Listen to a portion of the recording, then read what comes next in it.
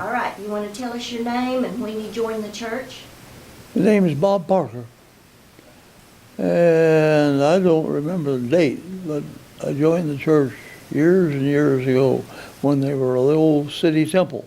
I wasn't married when I joined. My name was Junia Gibbons. That was in 1947. My name is Jane Carrell, and I joined City Temple Presbyterian Church when I was about 6 years old. My name is Paul Schieffer. I joined the church in 1955. My name is Juanita Ferguson. I joined City Temple Presbyterian in 1956. Jane Miley. I grew up in City Temple. My name is Sarah Gamble, and I was introduced to City Temple because a boyfriend of mine named Paul Gamble had been a member there all of his life. Every once in a while, he would take me with him to church. Hi, I'm Janet Gamble. I am Sarah and Paul Gamble's daughter, one of 3 children. I was born in 1956 into the church. At the time of my birth, there was a Christmas pageant going on that my 2 brothers were in attendance. Mother and Dad had gone to the hospital at Baylor to have a little baby. So I was their Christmas present that year. Doorbell rang, and I went to the door, and here was a man, a big man, and he said he was from City Temple. I said, well, I'm not Jewish. It happened to be the pastor of the church here. The church building itself was extraordinary. Very friendly. The building was a magnificent building that we enjoyed going to and being in every Sunday. It was patterned after a building in London, England, and that was a city temple in England. That's why we named it that way here, I guess. There was a sense of grandeur about it, and it was odd. My main memory of that building was how big it was. As a small child, it was really not overwhelming, but there seemed to be just lots of places that you didn't ever go to in the building. We had a lot of things that were different in churches then. So we had seats in the sanctuary that were styled after theaters type seats, which was unique. Individual theater seats that folded up and had a rack on the bottom so you could put your hat in the hat rack. Not terribly churchy. I had 3 little girls. Juanita Ferguson was one of their teachers. Within a year, I had been talked into teaching in the primary department. I taught 3rd grade. And they went to Sunday school in the basement. The basement was way down in the bottom of the church, and all the children's departments were down there. There was a sort of a gym area in the basement with shuffleboard painted on the floor. I knew there was a swimming pool there, but I never saw it that I recall.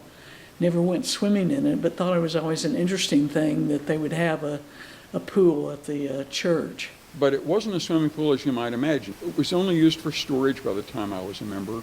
When I was told that it was a swimming pool, I was frankly incredulous. We had a balcony, which a lot of churches did back in those days. They had the roof garden on it, had a big elevator that didn't go out like the ones where I live. The elevator was breaking down often, and we would take the stairs up to the 3rd floor to Fellowship Hall because you couldn't trust the elevator. As you can imagine, Easter was absolutely spectacular being up on the roof. We had a little theater up there where you could put on little programs. Custodian was saying, here we are back for another year of praying and eating, because we seemed to thrive on covered dish suppers. We looked forward to it. It was fun. The children enjoyed it because they could run and play. We met up there for the evening service, and I remember they asked me the first time I sang there, they asked me to sing at the evening service, and I sang "Were You There?" I'll never forget that. The church was also built over an underground creek or stream to turn on or off the electricity or replace fuses. A person had to put on waders and wade through 36 inches of water up to the electrical panel. The YMCA was right down the street from City Temple. It was across the street from the old First Baptist Church. I think there was always a controversy about parking in that area. We even had people who watched the parking places around our church so that the First Baptist people wouldn't get them. The move to Park Lane was slow in coming. The congregation had dwindled so much, we were barely able to pay the electric bill. We had no money to do any repairs. The elevator had quit working, the boiler failed, the walls leaked, the basement leaked, and there was no adjacent parking. The carpets were dirty. It was hard to keep carpets and things clean for little children to be crawling on the floor. I thought it'd fall apart, And did it? sort of. We decided to build and move out north. All the churches downtown were beginning to move out into the suburbs. It was a new thing. And so we decided that was a good thing to do. It didn't bother me. It was good because we were closer to us. But there were a lot of people in Oak Cliff that didn't care much about moving. They had a farther way to go, and some of them dropped out and went to a Presbyterian church in Oak Cliff. The mood of the congregation was hopeful, expectant, and more than a little bit sad. And it was terrible to think of selling our church because they'd have to tear it down, which was heartbreaking. It was a sad thing when they tore down City Temple. I couldn't go back down and look at, some of them went down and got some mementos from the church, but I just couldn't go. There were a lot of wonderful memories from City Temple with the beautiful stained glass windows, which we were delighted to be able to take when we moved and have put in the new church. It was very far out of town at that time. There was not very much developed in that part of town, and so we were kind of out there by ourselves on that little hill. I can remember when we moved out to the land on Park Lane, going out there one Sunday afternoon to install the cornerstone. And that was a neat memory. Lots of people had gathered there on the grounds. My son had been born. I remember when we moved out there and they were fixing the cornerstone of him as a toddler, putting something in the cornerstone, pennies or I don't know what. That would have been, he was born in 61, so that must have been in 62. There were a lot of new members that came. That's when we began to get younger families and children that came to the church. It was just an atmosphere of growth, new people, and having a new building that suited our needs more.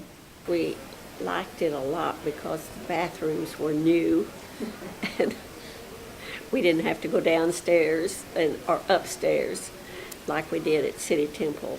At the church on Park Lane, what Sunday school class were you in? Do you remember? The loyalty class. The loyalty class. Had some wonderful times as a group from the church. We would even have weekend outings where we would go to Lake Texoma and with our children, our tiny children even, we'd have cribs and playpens for them to be in for just over the weekend. But boy, did we have fun.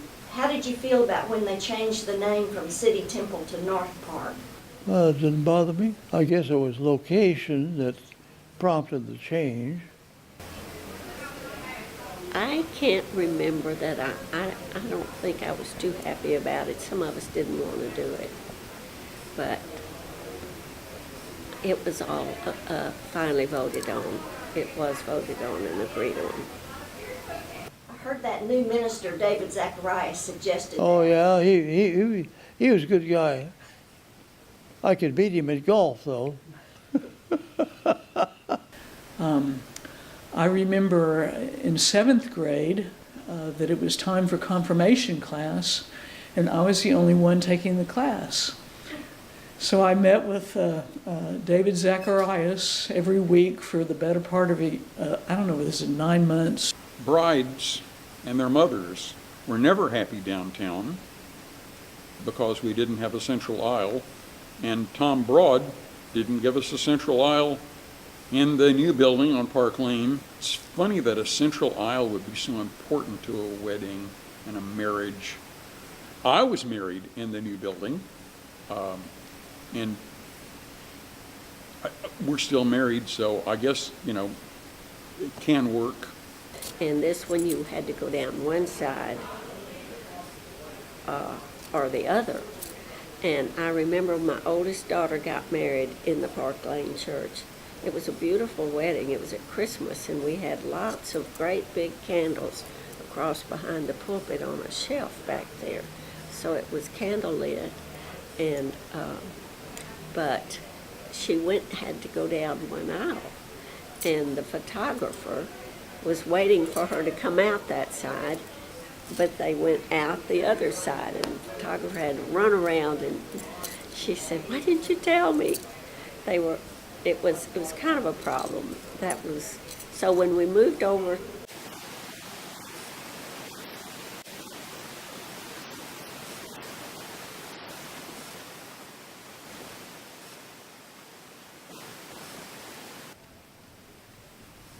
I kind of hated to leave the one down on Park Lane because I was there at the groundbreaking of that.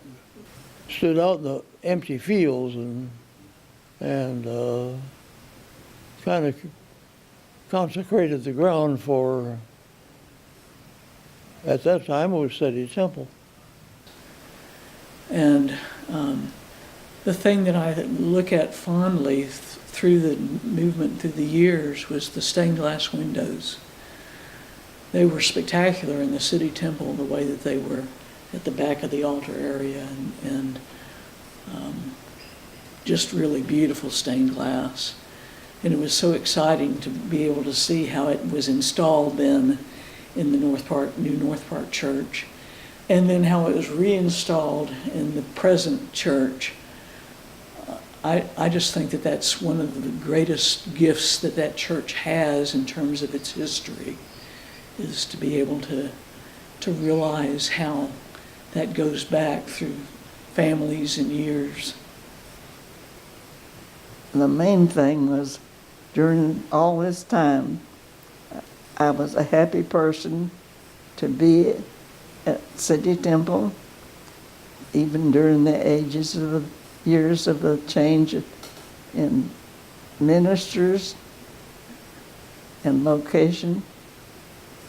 It never bothered me. I never voted against any changes at all. I was always ready for the new thing to come up.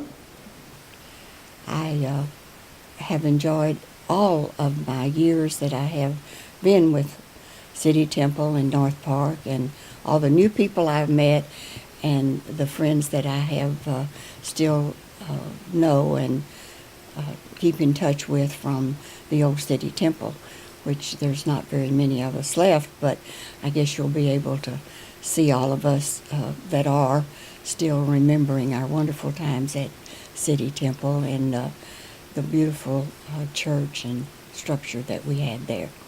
Thanks to City Temple and North Park, I hope the Lord puts up with me.